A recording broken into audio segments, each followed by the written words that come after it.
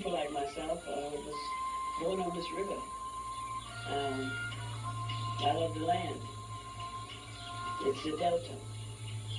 And to me, it's now a challenge. It's history. It's everything, what black people is all about.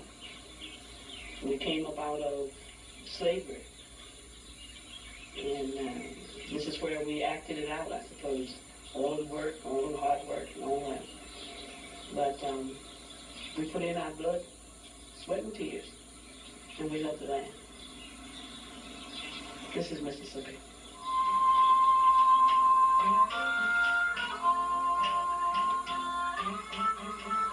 I've lived in this Delta all my life. My parents before me, my grandparents. I've hunted and fished this land since I was a child.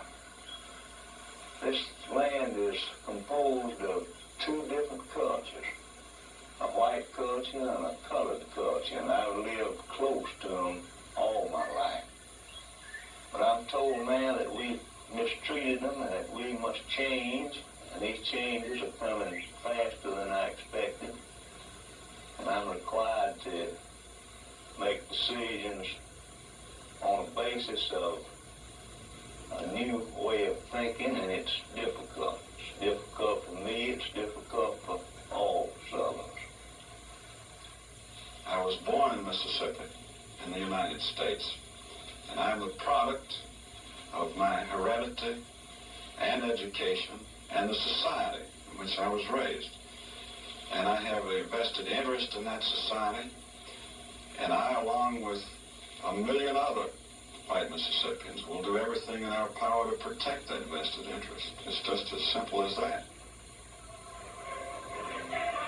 In 1954, the Citizens Council was established in the Delta, the northwest section of the state, where blacks outnumbered whites. The council's purpose, to preserve white political power by opposing integration. Council chapters soon spread across the state. Within 4 years, the Citizens Council was powerful enough that in the election of 1959, it threw its support openly and actively behind the candidacy of a damage-suit lawyer named Ross Barnett, not one of the world's most successful politicians up to then. And so I'm elected over a supposed moderate who was himself a segregationist, but with a quieter voice than Ross Barnett. And from 1959 until 1963, in the Barnett administration, the Citizens Council was the state, and the state effectively on matters racial was the Citizens Council. Bankers, politicians, and owners of businesses joined the Citizens Councils throughout the South.